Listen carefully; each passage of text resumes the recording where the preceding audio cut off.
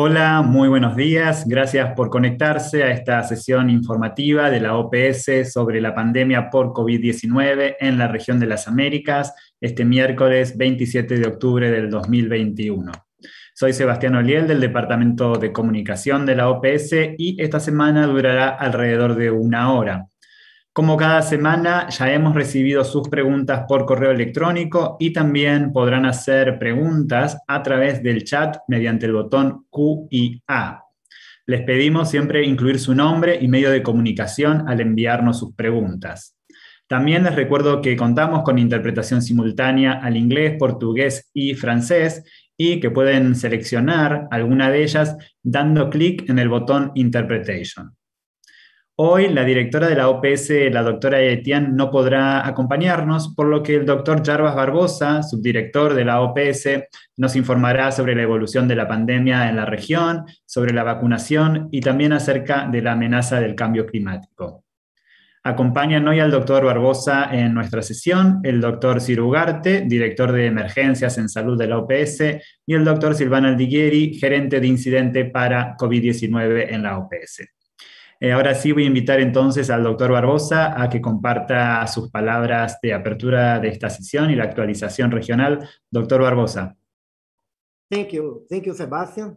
Good morning and thank you. Gracias, Sebastián. Buenos días y muchas gracias por estar con nosotros en esta sesión informativa.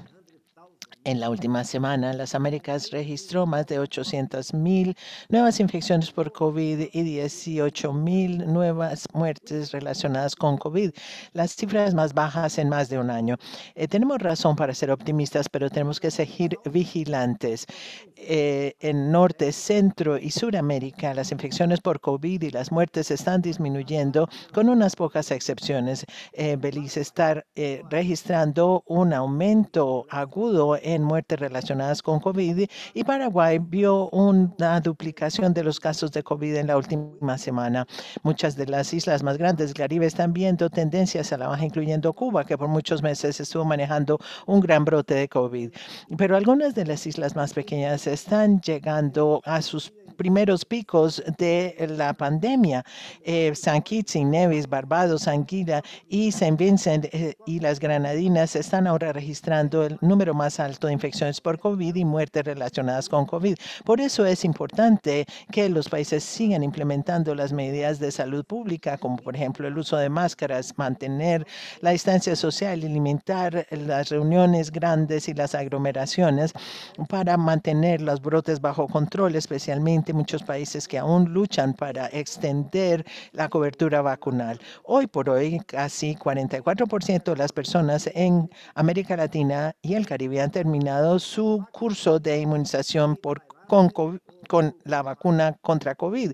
Gracias en gran medida a las donaciones de vacunas hechas bilateralmente o a través de COVAX, hoy 2 veces más el número de personas en América Latina y el Caribe están plenamente vacunadas contra COVID que en agosto pasado, este año. Y aunque nuestra región ha hecho una gran labor para acelerar la cobertura de inmunización en solo unos cuantos meses, más de la mitad de las personas en América Latina y el Caribe siguen sin protección. En Guatemala, Saint Vincent y las Granadinas, Jamaica, Nicaragua y Haití, menos del 20% de las personas han sido plenamente vacunadas. Pero las buenas nuevas indican que más de 30 millones más de dosis llegarán a nuestra región a través de COVAX esta semana y las entregas se esperan van a seguir llegando en los meses finales del año. Para poder continuar manejando el reto más grave que afecta a nuestra región, la inequidad vacunal. Pero hoy, a medida que los líderes del mundo se dirigen hacia Glasgow para la conferencia COP26, la Conferencia de Naciones Unidas sobre el Cambio Climático número 26, quiero hablarles acerca de la amenaza a nuestra salud pública, el cambio climático, la salud de nuestro planeta y la salud de nuestros pueblos están interconectadas en todo el mundo. Más de 12 millones de muertes muertes cada año se asocian con riesgos ambientales. Altas temperaturas, contaminación del aire han llevado a un aumento en las enfermedades cardiovasculares y respiratorias.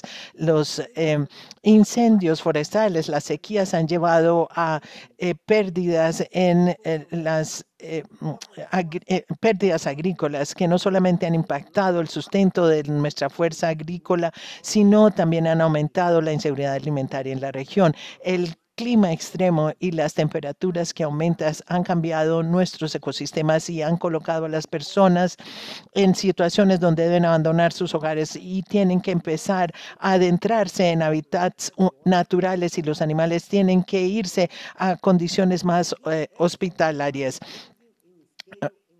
Y esto ha llevado a un aumento en las enfermedades transmitidas por vectores como Zika, Chagas y el dengue, que típicamente sigue un patrón estacional, está siendo detectado fuera de los ciclos normales a medida que las temperaturas se han ido aumentando y han prolongado las estaciones de lluvias.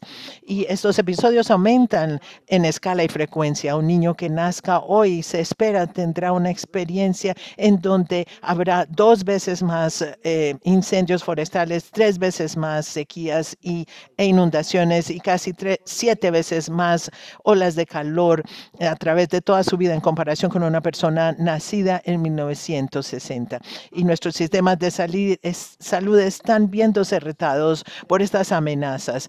Y por eso antes de la cumbre del clima, la OPS ha lanzado una agenda para las Américas sobre salud, medio ambiente y cambio climático que ofrece a los países un plan de acción para reducir la carga de los riesgos ambientales en la salud de nuestra región. Y quiero hacer énfasis en 3 puntos de este plan. En primer lugar, la importancia de la colaboración. El cambio climático es un problema de salud como lo es también un problema sociopolítico y económico. Por eso tenemos que trabajar en estos sectores conjuntamente para construir unos planes de preparación más amplios que manejen los impactos de la salud de las emergencias climáticas para mejor anticipar las amenazas futuras y prevenirlas, y así como tener vigilancia de salud y de salud animal y humana. Tenemos que tener sistemas de información sobre cambio climático y sobre el ambiente que estén integrados. En segundo lugar, tenemos el hecho de que los países tienen que invertir en los sistemas de salud. Como hemos visto, la pandemia de COVID demostró que nuestro éxito en la respuesta tiene que ver con sistemas de salud que tengan la capacidad de adaptarse y que puedan extender que puedan extenderse para satisfacer las necesidades de los pueblos y de las personas. Entonces los países deben invertir en los sistemas de salud. Tenemos que construir sistemas de salud y hemos estado trabajando con los Estados miembros del Caribe para construir instalaciones que sean más seguras, más verdes, que sean resilientes al clima y que puedan seguir funcionando teniendo en cuenta que el cambio climático está aquí y que va a haber eventos extremos como huracanes y niveles del mar que aumentan. Pero esto me trae a lo tercero que quiero decir. El sector salud mismo es un gran contribuyente a las emisiones de gas de efecto invernadero, con estimados que sugieren que podríamos ser responsables de 5 a 10% de las emisiones de carbono en el mundo entero. Tenemos que mejorar bajando las emisiones por parte de la energía, de la calefacción, de las operaciones de enfriamiento y aire acondicionado en las instalaciones de salud y tenemos que adaptarnos y tener mejores sistemas desde la cadena de suministro a la producción, al transporte. El cambio climático es real y es una amenaza a largo plazo para todos. El clima extremo está resultando en muertes, en emergencias de salud, que son solamente uno de los riesgos que enfrentamos.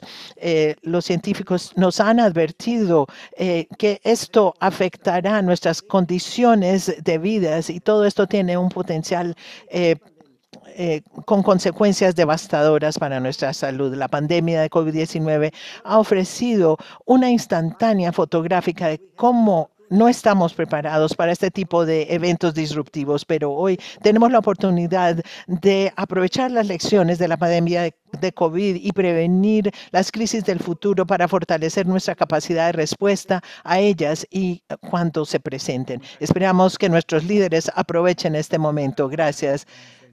Tomar las preguntas que nos han enviado y también preguntas que seguimos resolviendo por correo y a través del chat. La primera pregunta que tenemos es de Andrea Hamilton de Magnetic Media en Turks and Caicos y las Bahamas. En inglés pregunta, ¿Have we been tracking the effect Hemos estado rastreando los efectos del COVID-19 por comorbilidad, ya sea si es más perjudicial para personas con diabetes o obesidad o hipertensión o esclerosis del líquido, del, esclerosis del hígado, por ejemplo, o hemos mantenido una base de datos sobre cuáles personas con qué comorbilidades han muerto por COVID en América Latina? Doctor Aldiguieri. Gracias por su pregunta. Aun cuando la lista de casos suministrados a la OPS que describen las comorbilidades de estos casos no está completa para todos los países de la región, los datos demuestran que las comorbilidades obviamente representan un factor asociado con la severidad de COVID-19. Cuantas más comorbilidades tenga una persona, mayor es el riesgo de COVID-19 severo. ¿Sabemos cuántas personas están a riesgo de COVID-19 en América Latina y el Caribe a partir de nuestros estudios prospectivos? Estamos hablando de 22% de la población. O sea, más de 145 millones de personas. Entonces es una gran cantidad. En los países del Caribe, parte de la comunidad del CARICOM ha observado la mayor prevalencia de enfermedad cardiovascular, incluyendo hipertensión, diabetes mellitus y enfermedad renal crónica. Se estima, la OPS, en colaboración con el Departamento de Medicina Tropical, indica que es hasta un 29% de la población que tiene por lo menos una patología subyacente y está a riesgo de desarrollar COVID-19 severo. Por lo tanto, para América Latina y el Caribe, obviamente, entenderíamos los mensajes de la OPS con respecto a la necesidad de vacunarse, especialmente para las personas que tienen comorbilidades. Espero haber respondido las inquietudes de la periodista. Gracias. Próxima pregunta viene de Ana Cruz, periodista de Confidencial en Nicaragua, y también de Lidia López de la prensa en Nicaragua, que preguntan similar. Quieren saber qué ha pasado con el envío de vacunas Pfizer programado para la semana pasada para Nicaragua, por qué se ha retrasado y cuándo está proyectado que arriben al país. Doctor Ugarte. Gracias, Sebastián, y gracias por esas preguntas. Efectivamente, se presentaron algunos asuntos relacionados con la documentación que el proveedor debía completar para confirmar el envío de las vacunas a Nicaragua. Y gracias a las coordinaciones del equipo de la OPS en Washington y en Managua, se pudieron acelerar los procesos y se obtuvo una rápida respuesta del gobierno de Nicaragua. Y el proveedor ahora cuenta con toda la documentación y todos los pendientes han sido superados. De tal manera que ahora todo está listo para que las 305.370 dosis de Pfizer lleguen al país en las primeras horas del día viernes 29 de octubre. Estas vacunas, junto con las vacunas que llegaron anteriormente de COVAX y de donaciones muy importantes y generosas de varios países, ayudarán a proteger a la población de mayor riesgo y eventualmente reducir los niveles de transmisión.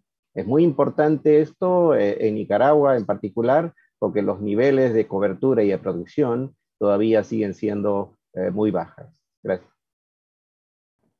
Gracias, doctor. Y otra pregunta que nos hizo Ana Cruz de Confidencial es si el Ministerio de Salud de Nicaragua ya informó a la OPS sobre cuándo estará listo el informe sobre circulación de variantes en Nicaragua. Doctor Aldilleri. Gracias por esa pregunta y de seguimiento. Aunque en este momento aún no contamos con informe sobre la detección de variantes de interés o de preocupación en Nicaragua, sabemos que el Laboratorio de Salud Pública del Centro Nacional de Referencia del Ministerio de Salud está haciendo esfuerzos importantes para generar datos necesarios y críticos no solo para la vigilancia, pero también para la comunidad científica en general. Por otro lado, es importante tener un enfoque subregional y gracias a los esfuerzos de varios países de América Central y la muy activa colaboración del Instituto Gorgas en Panamá, que es uno de los laboratorios de referencia para la red regional de vigilancia genómica, ha sido posible demostrar la circulación en América Central de las variantes de preocupación alfa, gamma y delta. Resaltamos entonces la importancia de mantener, de fortalecer una vigilancia genómica sostenida que nos permita detectar a tiempo la introducción y la diseminación de diferentes variantes de interés o de preocupación. La OPS seguirá trabajando de cerca con todos los países de América Central para incrementar cada vez más la capacidad diagnóstica. Muchas gracias. Gracias, doctor. Siguiente pregunta en el chat y en el mail de Alina Dieste de la agencia AFP. Tiene que ver con las palabras de antes del doctor Barbosa. Dice Alina que Guatemala, San Vicente y las Granadinas, Jamaica, Nicaragua y Haití siguen teniendo menos del 20% de la población completamente vacunada contra COVID-19. Y pregunta cuántas de las más de 3 millones de dosis que llegarán a la región a través del mecanismo COVAX serán destinadas a estos países. También, ¿de dónde provienen esas dosis? Si son donaciones y si es así, ¿de qué países y qué vacunas serían? Doctor Barbosa. Gracias por la pregunta. Sin duda que uno de los más importantes objetivos que tenemos hoy é que todos os países da região possam alcançar a proteção, ao menos, de los grupos mais vulneráveis, que corresponde ao redor de 20% da população. Então, estamos trabalhando com COVAX para ter esses países como países prioritários, e COVAX aceitou que a assignação de doses para o mês de outubro e de novembro vai tomar em conta os países que têm as mais baixas coberturas. Então, isso vai assegurar, já está a assegurar mais prioridade para esses países. Ao mesmo tempo, estamos mobilizando também as donações. E para todos os donantes, nós oferecemos uma informação detalhada sobre quantas doses já se há aplicado em cada país e também sobre a capacidade de absorção das doses que cada país tem, para que possam receber as vacinas de acordo com sua capacidade de utilizar essas vacinas de maneira imediata. Pero muitos desses países já vão receber vacinas. Só para dar um exemplo, com Haiti, já há uma oferta de 168 mil doses de vacuna Janssen, que é uma vacuna de uma dose solo, que pode ser muito útil para a região que foi afetada por o temblor de terra em Haiti. Temos também mais 100 mil doses de Moderna que foram ofertadas para países que devem estar chegando nas próximas semanas. Com Guatemala, estamos trabalhando com 2 milhões de doses que vão ser ofertadas ao país para chegar nas próximas semanas, de maneira que o país possa ampliar o acesso à vacuna. E para a Jamaica, ao redor de 370 mil doses que vão chegar nas próximas semanas. Todo isso de maneira detalhada, informamos aos países para ter a aceitação do país e para enviar da maneira mais rápida possível para alcançar que todos possam proteger a los grupos mais vulneráveis e salvar vidas, que é o primeiro objetivo das vacinas para a Covid. Gracias. Muchas gracias, doctor. Siguientes preguntas vinculadas con México, de Blanca Valadez del Grupo Milenio y también Melina Ochoa, reportera de UNO TV.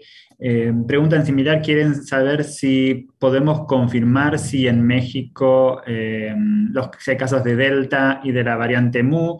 Melina pregunta si ya circula 100% la variante Delta en México y también nos ha preguntado si se ha detectado circulación de la variante AY4.2 descendiente de la variante Delta, tanto en México o si se ha registrado su circulación en la región de las Américas.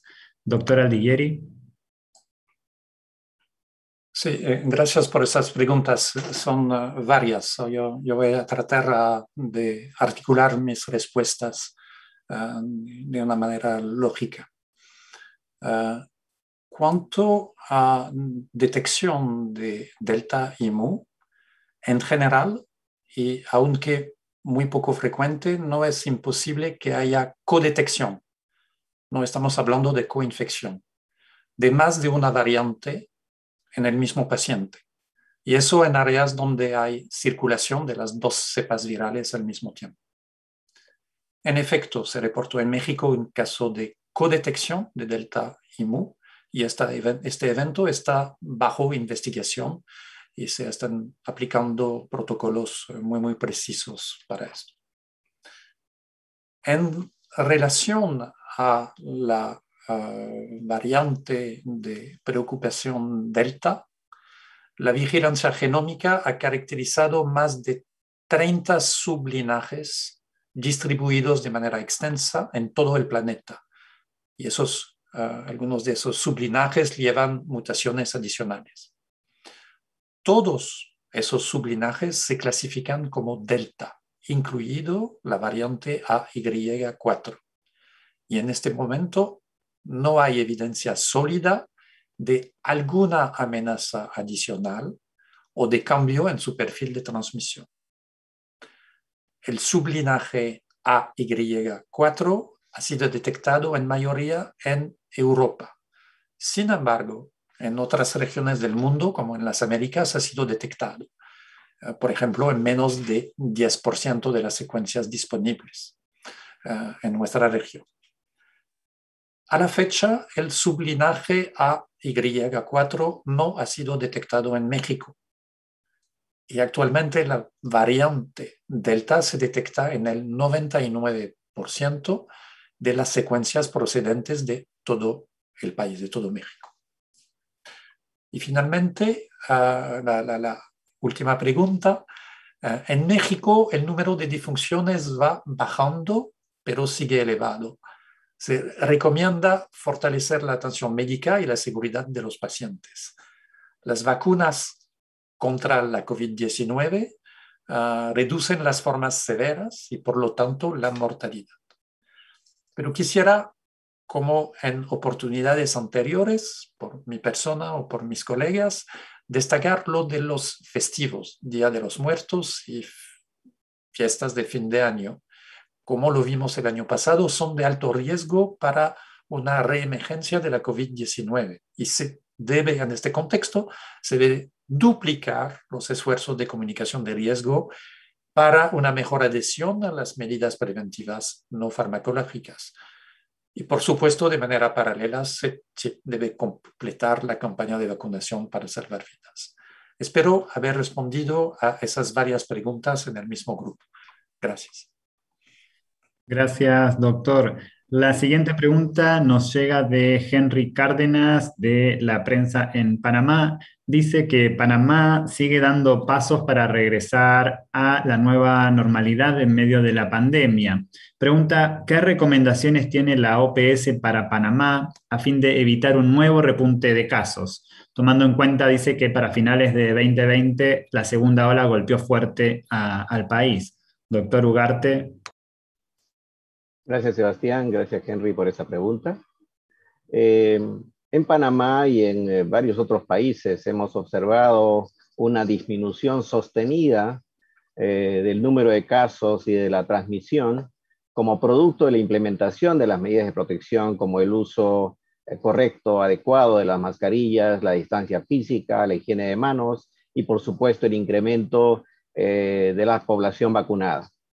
Así es que cuando se aproximan fechas de celebración como las que mencionó el doctor Iván Aldilleri o las fiestas de fin de año, la población se entusiasma y, por supuesto, mira con mayor optimismo la posibilidad de reunirse con parientes o hacer viajes, etcétera, y con lo cual relaja esas medidas.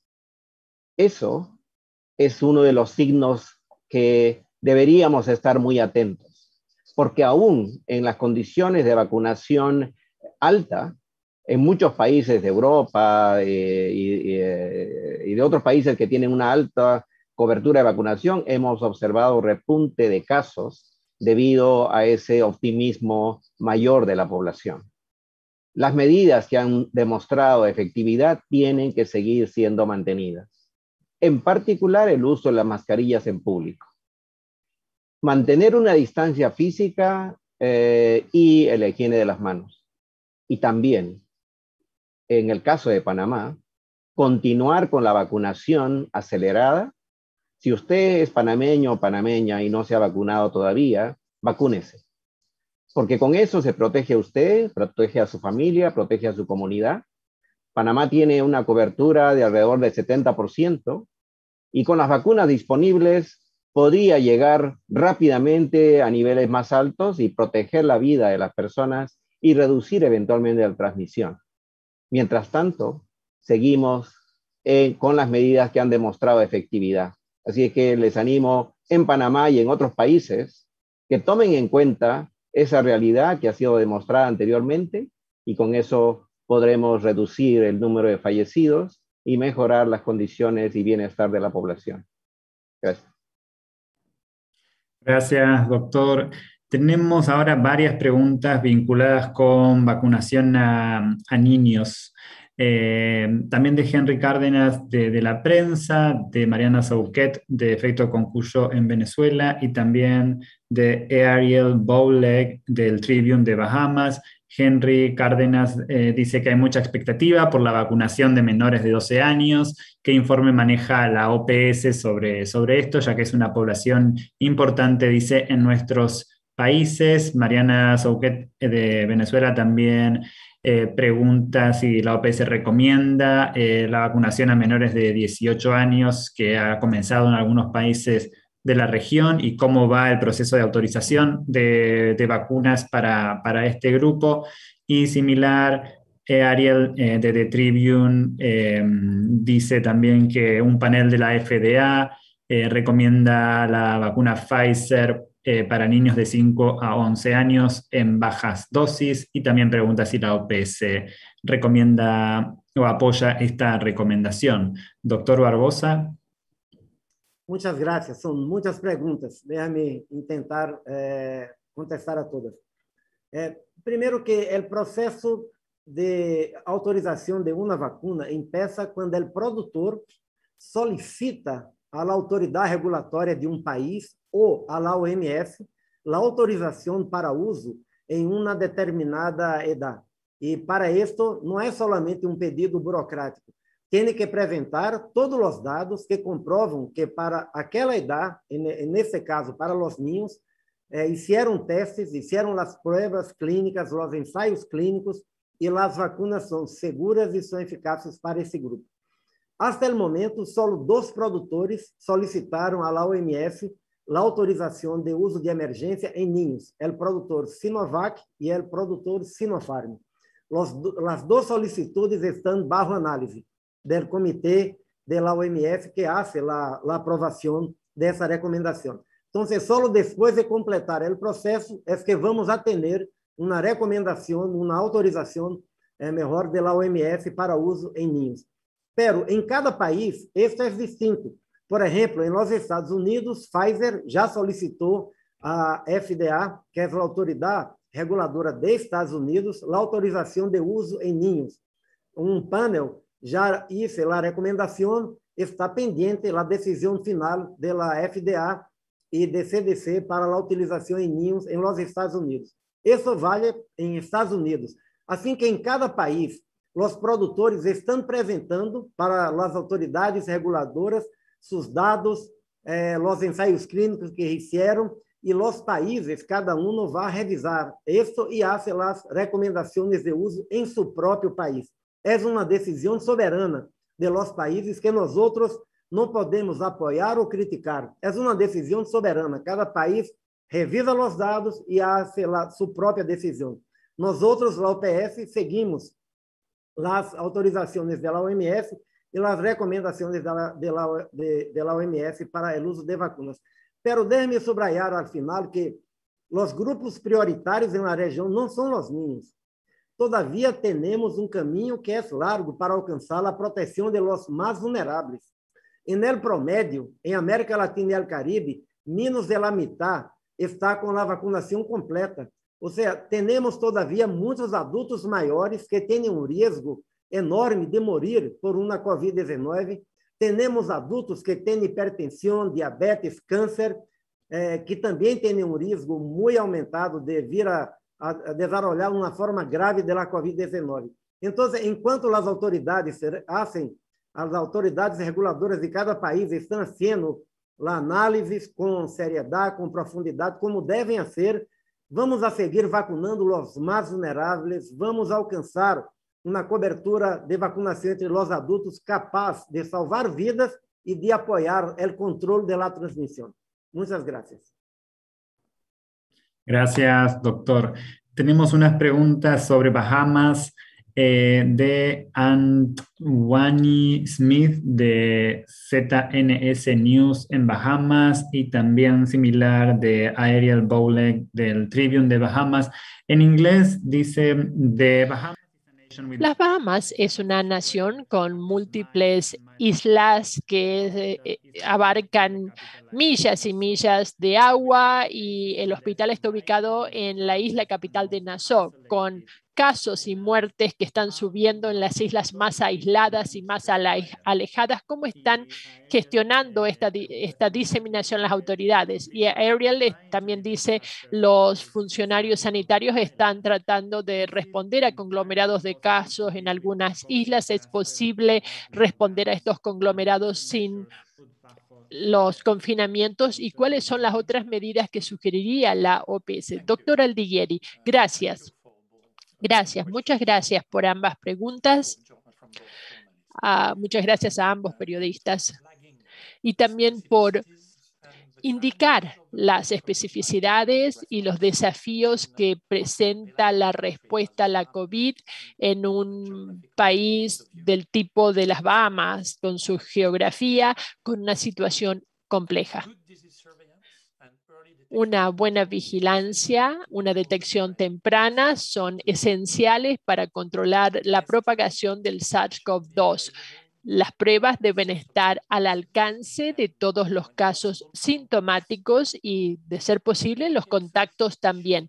Todos los casos deben aislarse y los contactos deben también realizar la cuarentena. El seguimiento de los contactos se debe realizar toda vez que se identifiquen casos. Entonces, estos conglomerados de casos se identifican y se controlan. La vacunación debe ser otra de las medidas implantadas al alcance de todas las personas que reúnen las condiciones. Entonces, ustedes ven en este momento toda la importancia de la red de atención de salud primaria, incluso en islas distantes de las Bahamas, pero además de las medidas de salud pública y de control deben seguir implantándose con el uso de barbijos y también garantizar el distanciamiento físico y también evitar lugares con hacinamiento y mala ventilación.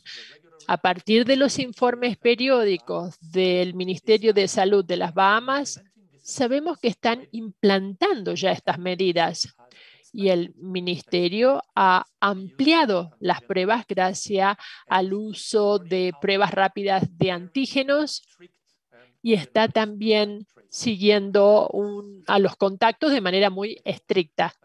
Espero haber respondido a las inquietudes de ambos periodistas sobre la situación y las medidas en Bahamas. Gracias. Gracias, doctor. Próxima pregunta es de Michael de Depiction Media. Está vinculada con refuerzos de vacuna. Dice, should health officials be... ¿Debieran los funcionarios sanitarios esperar que más países superen una tasa de vacunación del 85% antes de comenzar con programas de refuerzo para el público en general? Algunos estados y provincias en los Estados Unidos y Canadá están anunciando programas de refuerzo, mientras que países del Caribe y América del Sur o América Latina están con una tasa de vacunación del 50%. Doctor Barbosa, muchas gracias, Michael, por esta pregunta tan importante. Uno de los principales problemas que se tiene es la desigualdad. Hay tantos países que tienen problemas para vacunar a los grupos más vulnerables, mientras que otros grupos ya están hablando de una tercera dosis. Es importante destacar una vez más que no es solo un imperativo ético y moral llegar a un acceso más equitativo, sino que también es un imperativo de la salud pública. Si no se controla el contagio en un país, podemos ver una vez más nuevas variantes de preocupaciones, el proceso nacional, el proceso normal de este virus a nivel nacional y mundial, y entonces puede que una de estas variantes no estén protegidas. Entonces, es muy importante proteger a todos y ofrecer el mismo acceso a las vacunas a todos los países en el mundo. La OMS ha realizado una recomendación muy clara para terceras dosis que se basa en las pruebas científicas disponibles. Esta recomendación es para vacunas que tienen la misma plataforma tecnológica que Sinopharm y Sinopharm. Es decir, personas que tienen 60 años de edad y más y las personas que tienen inmunosupresión deben recibir la tercera dosis como parte del cronograma normal de vacunación.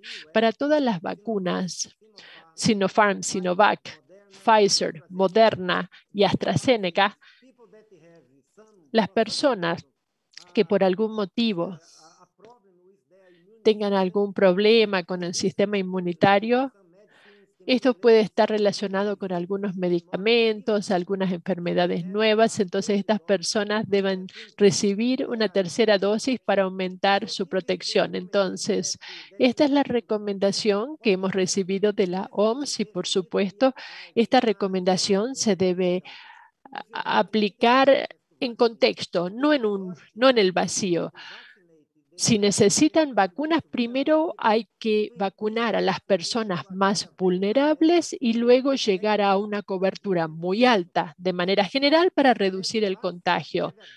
Las vacunas tienen un efecto doble. Tienen un efecto individual, protege al individuo, a las personas vacunadas, pero siempre tiene un impacto colectivo. Porque si usted llega a un 75-85% de cobertura, junto con las medidas de salud pública, todo ayuda a reducir el contagio y esto protege a todos. Entonces, la mejor manera de proteger a todos es aumentando la cobertura vacunal en todos los países del mundo. Gracias por esta pregunta. La siguiente pregunta en el chat viene de Gerson Collave del Comercio en Perú. Dice que en Perú aún se utilizan algunos protocolos que no han mostrado ser útiles contra COVID-19, como desinfectar con alcohol los zapatos. Pregunta, ¿qué recomendaciones da la OPS respecto a la actualización de medidas de salud y cuáles son las medidas que deben descartarse? Doctor Ugarte. Gracias por esa pregunta, Gerson, y porque es importante quizá la explicación de cómo se transmite el virus y así poder protegernos mejor. Lo hemos explicado anteriormente que las medidas que han demostrado altísima efectividad son el uso de la mascarilla, la desinfección de las manos, el distanciamiento físico, que son de las más importantes. Y por supuesto, en algunos ambientes como hospitalarios, donde se generan aerosoles, el personal de salud debe estar protegido adecuadamente, porque en esas condiciones el riesgo aumenta. De tal manera que la transmisión de persona a persona se produce cuando hay un contacto relativamente cercano entre las personas, entre personas que no están protegidas adecuadamente o que tienen sintomatología respiratoria y no implementan la higiene respiratoria, por ejemplo, cubrirse la tos con un papel, o cubrirse la tos con la parte interior del codo, es decir, la higiene respiratoria. Y por otro lado, buscar también que las personas se vacunen de tal manera que tengan un menor riesgo de morir y que disminuya la transmisión de la enfermedad en general. La desinfección de las superficies, principalmente aquellas superficies donde hay muchas personas que pudieran tocarlas, son importantes. Sin embargo, la transmisión se ha demostrado que es de persona a persona principalmente, y las otras formas de transmisión son de mucho menor riesgo. De tal manera que tocar las superficies y llevarse las manos a la cara o a la boca o a la nariz es una vía importante para la transmisión, pero desde el punto de vista de, por ejemplo, desinfectar los zapatos, no es una vía para la prevención de la COVID-19, de tal manera que podríamos, en la medida de entender claramente la transmisión, que es a través de las gotitas pequeñas de cuando uno habla o cuando uno estornuda, o en los ambientes donde se generan aerosoles, como en ambientes médicos, o en lugares cerrados de poca ventilación, como restaurantes u otros ambientes con mucho público y que permanecen durante largos periodos de tiempo, ahí es donde hay un riesgo. El riesgo respecto a los zapatos u otras superficies que no están en contacto con las manos directamente es muy, muy bajo. Gracias. Muchas gracias, doctor. Próxima pregunta de Blanca Valadez de Milenio en México, y otros periodistas nos preguntan similar. Quieren saber sobre si CanSino ya entregó su documentación a la OMS para su aprobación en la lista de uso de emergencia. ¿Qué les falta? Y lo mismo para la vacuna rusa Sputnik. ¿Qué les falta o qué requisitos aún no cumplen? Doctor Barbosa. Gracias por las preguntas, porque me permite aclarar cómo es el proceso de regulación para autorizar una vacuna o un medicamento. Mucha gente cree que ese es como algo burocrático, que es solo el productor entregar un oficio, un papel, solicitando, y al otro día el regulador ya lo autoriza. Eso no pasa así. Un regulador tiene que evaluar, primero, la calidad de la fabricación. Se a fábrica onde se produzem as vacunas estão de acordo com as boas práticas de fabricação que estabelece a Organização Mundial da Saúde. E são estándares internacionais. Segundo, tem que revisar todos os dados, os ensaios clínicos que foram hechos com essa vacuna para assegurar que são vacunas seguras e eficazes. Então, esse é um processo que em tempos normais toma muitos meses e está relacionado com a qualidade e se o produtor brinda toda a informação que é necessária. Porque quando falta alguma parte da informação, a autoridade reguladora sempre vai pedir mais informações para estar seguro da decisão que vai tomar. Assim que muitas vezes há um processo de enviar informações, solicitar mais informações, é o processo normal da regulação. Durante a pandemia, tanto as autoridades reguladoras em cada país, como a Organização Mundial da Saúde, han adotado formas mais rápidas de autorizar as vacunas, que são a autorização de uso de emergência. É uma forma mais rápida, pero que também tem que revisar a qualidade da fabricação, a segurança da vacuna e a eficácia da vacuna. Assim que são processos que estão Há processos mais rápidos, porque o produtor entrega todo o paquete completo de informações. Há produtores que vão tardar um pouco mais, porque o regulador, ou lá o OMS, neste caso, vai solicitar mais informações. Assim que são processos que estão seguindo.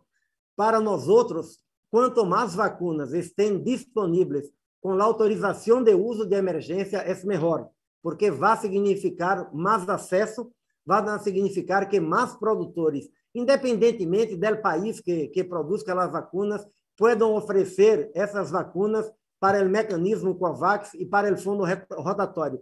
Pero o processo tem que seguir com o mesmo critério, e é um critério absolutamente técnico, igual para todos os produtores. Muchas gracias. Muchas gracias, doctor. Perdón por el ruido si se escucha. Tenemos una ambulancia pasando por aquí afuera. Un segundo, quizás. Pero se viene una pregunta sobre Venezuela, sobre la vacunación en el país, sobre las dosis enviadas por COVAX. ¿Hay alguna actualización sobre eso? Pregunta también Mariana García de Crónica 1, y también nos llegó de Mariana Sauquet, pregunta similar, que ya recibieron vacunas distribuidas por COVAX, y cuándo llegarían nuevas dosis. Si Venezuela también ha manifestado interés en adquirir otras vacunas también a través del fondo rotatorio de la OPS. Doctor Barbosa. Gracias por la pregunta. Sim, Venezuela, afortunadamente, tivemos problemas ao princípio, pero trabalhamos com o governo, com o Ministério de Saúde, com o governo de Venezuela, com todos os sócios, e se alcançou Venezuela estar já de acordo com todas as regras do mecanismo COVAX. Venezuela já recebeu ao redor de 3.300.000 doses e tem mais 3 milhões de doses para receber nas próximas semanas. Isso vai apoiar os esforços de vacinação do país. E é importante que em todas as rondas de asignação de vacinas, nós outros perguntamos aos países das Américas qual é a preferência que têm, se estão interessados em receber esta vacuna, e com base nessa informação, passamos a trabalhar com o produtor e com o país para apressurar todos os processos legais, administrativos, os pagos, os processos regulatórios. Assim que esperamos que Venezuela, assim como os outros países da região, possam ter cada vez mais vacinas para alcançar a vacinação de sua população e, conjuntamente com as medidas de saúde pública, essa vacinação alcançar o controle da transmissão. Gracias. Gracias, doctor Barbosa. Otra pregunta sobre vacunas que nos llega es, ¿qué se sabe hoy en día ya más sobre la seguridad de las vacunas COVID? Desafortunadamente, gracias por la pregunta. Desafortunadamente, as vacinas para a COVID-19 muitas vezes são objeto de fake news, de informações falsas, completamente sem nenhuma base, que estão produzindo dúvidas em las pessoas. Por isso, estamos sempre apoiando a los países para que tenham estratégia de comunicação com a população, que possam identificar quais são as dúvidas que têm, que possam brindar todas as informações científicas a los médicos, a los enfermeiros, a todo profissional de saúde, para que possam responder de maneira adequada às dúvidas que as famílias, as comunidades, as pessoas têm. Mas há muita desinformação sobre as vacinas de Covid. Primeiro, não são vacinas experimentais. Isso não é verdade. São vacinas que se desenvolveram de maneira rápida, graças a uma inversão sem precedentes na história de muitos miles de milhões de dólares da indústria e dos governos para desenvolver as vacinas. São vacinas que seguiram todo o processo que uma vacuna tem que seguir para atender a autorização de uso. Tiveram ensaios clínicos que foram realizados em muitos países do mundo, ou seja, são vacinas que cumpriram com todos os requisitos para comprovar sua segurança e comprovar sua eficácia. Os dados que temos hoje falam mais que qualquer outra coisa. As vacinas para a COVID já salvaram centos de miles de vidas em todos os países do mundo. Tenemos, en relación a la seguridad de las vacunas, hoy más de 9.000 millones de dosis de vacunas, de distintas vacunas para la COVID-19 ya fueron utilizadas en todo el mundo. Solo en las Américas, más de 1.2 mil millones de dosis de vacunas fueron aplicadas. Y esto en muchos países que tienen sistemas de vigilancia muy fuertes para identificar cada uno de los eventos adversos que todas as vacunas ou todos os medicamentos podem produzir. Esses eventos são informados a los ministérios de saúde, que los revisam, em geral, com um comitê de especialistas independente que hace uma revisão para que se tenha uma recomendação. Também temos, nós outros da OPS, temos um comitê para a segurança da vacuna de Covid-19, é um comitê de especialistas de vários países da região, que de maneira independente revisa todos os eventos adversos que se estão reportando em los países. E a conclusão que se tem é de que todos os eventos adversos, em la gran maioria, são eventos adversos leves, são eventos adversos muito semelhantes a das outras vacunas que se utilizam e que os benefícios das vacunas são vacunas que salvam vidas. Os benefícios dessas vacunas, que também, además de salvar vidas, previnem a hospitalização, previnem as formas graves da COVID, são muitas vezes maiores que os eventos adversos que são detectados. Hoje, además de todos os reportes que temos de países com sistemas fortes de vigilância que estão monitoreando, há mais de 50 estudos que já foram divulgados em revistas, em periódicos científicos muito sérios, comprovando a segurança e a eficácia das vacunas. Então, quizás essa é uma das vacunas que mais se ha estudado em todo o mundo, porque temos um interesse grande por parte dos científicos, por parte da academia e por parte também dos ministérios da saúde. As vacunas para a COVID são seguras e podem salvar vidas.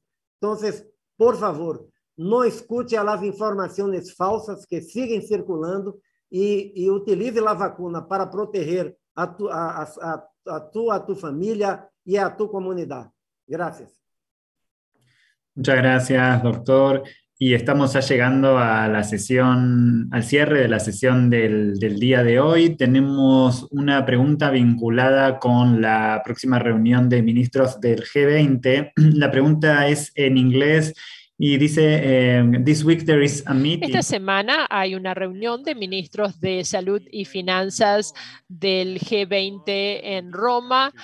¿Y qué es lo que pueden hacer estos países de manera que haya una distribución más equitativa de las vacunas? Doctor Barbosa.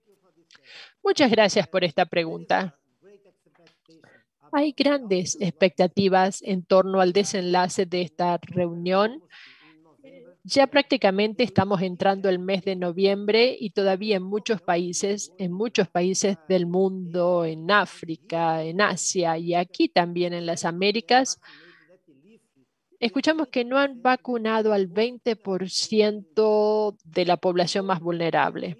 Entonces, prevemos que los líderes que estarán en esta reunión se comprometerán para garantizar el acceso equitativo a las vacunas. La solidaridad ahora se puede traducir en un concepto, que todos los países necesitan contar con las vacunas para proteger a su población, que todas las ciudades del mundo necesitan acceso a las vacunas para proteger a los grupos más vulnerables y para controlar el contagio. No podemos decir que es aceptable o posible llegar a fin de año con países que todavía no han vacunado a su población más vulnerable. Nosotros consideramos que estos países tienen un compromiso sólido con comunicarse con los productores para indicarles que tienen que dividir la producción, no solo asignarla a los acuerdos bilaterales con los cuales tienen mayores réditos, sino que entreguen las vacunas a través de mecanismos como COVAX, el fondo rotatorio, para así llegar a final de este año con este objetivo que ha sido establecido por la OMS, con un 40% de vacunados y hay regiones en este momento que han llegado ya al 70%. La OPS está haciendo o poniendo en marcha todas las medidas, iniciativas para garantizar el acceso para los países de América Latina y el Caribe. Estamos trabajando a través del mecanismo COVAX para acelerar el proceso, para contar con más vacunas, pero la realidad es que los productores son los que están priorizando los acuerdos bilaterales. Estamos trabajando con los países y el sector y les agradecemos las donaciones que se están haciendo, pero necesitamos más donaciones que se canalicen por los países de América Latina y el Caribe. Y estamos también trabajando con los países para reducir la vulnerabilidad que existe en América Latina y el Caribe a fin de aumentar su capacidad para producir vacunas, medicamentos, instrumentos médicos, equipos de protección personal y otras herramientas muy importantes que son necesarias para poner punto final a esta pandemia y evitar otras. Entonces, esperamos que esta nueva reunión envíe un mensaje muy claro que no podemos estar protegidos cuando tenemos países en nuestra región y en el mundo que tienen una tasa de vacunación inferior al 20%. Necesitamos vacunas para todos los países y este es el mensaje claro que queremos escuchar de esta reunión. Gracias. Ahora sí, entonces hemos llegado al final de la sesión de hoy. Gracias nuevamente al doctor Barbosa, al doctor Ugarte y al doctor Aldiguieri. Y recuerden que pueden encontrar más información sobre la COVID, sobre la situación regional de la pandemia y sobre la vacunación en la región de las Américas en nuestra página web, en la página web de OPS, www.paho.org. Nuevamente, gracias por conectarse y seguimos conectados. Saludos.